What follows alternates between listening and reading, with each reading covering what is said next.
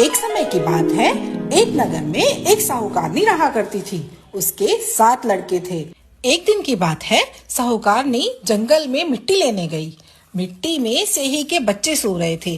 जैसे ही उसने कुदाल से मिट्टी निकालने की कोशिश की, उससे सेही के बच्चे मर गए। कुदाल को खून से सना हुआ देखकर साहूकारनी को बहुत दुख हुआ और वह बिना मिट्टी लिए ही वापस घर आ गई।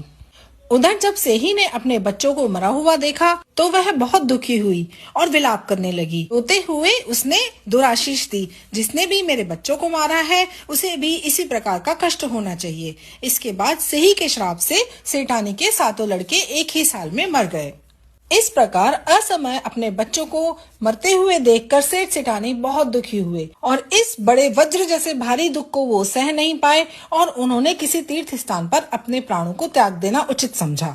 और यह सोचकर वे अपने घर को छोड़कर पैदल ही किसी तीर्थ स्थान की तरफ निकल पड़े। भूखे प्यासे चलते चलते वे गंगा घाट तक पहुँच गए। वहाँ जाकर वे मूर्छित हो गए और घाट पर गिर पड़े। उनकी यह दशा देखकर करुणामयी माँ अहोई ने उनको मृत्यु से बचाने के लिए उनके पापों का अंत करना चाहा और इस अवसर पर आकाशवाणी हुई कि हे सेठ, तेरी सेठानी ने मिट्टी खोदते समय ध्यान न देकर सेही के बच्चों को मार दिया था। उसके कारण तुम्हें अपने बच्चों का दुख देखना पड़ा। अब यदि अगर तुम पुनः घर जाकर मन लगाकर गऊ की सेवा करोगे और अहोई देवी का विधि विधान से व्रत आरंभ करके प्राणियों पर दया रखते हुए स्वप्न में भी किसी को कष्ट नहीं दोगे तो तुम्हें भगवान की कृपा से पुनः संतान का सुख प्राप्त होगा।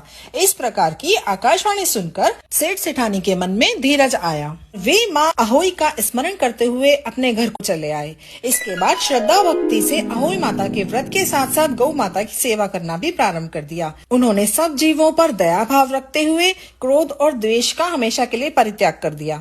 ऐसा करने से सेठ सेठानी पुनः 7 पुत्र वाले होकर अगणित पुत्रों सहित संसार में अनेक प्रकार के सुख भोगते हुए स्वर्ग को चले गए। ये अहोई माता, जैसे आपने उसके अक्षम्य अपराध को क्षमा करके पुनः संतान का सुख प्रदान किया, वैसे ही हम सभी के सारे अपराध क्षमा करना और हमारे संतान की रक्षा करना।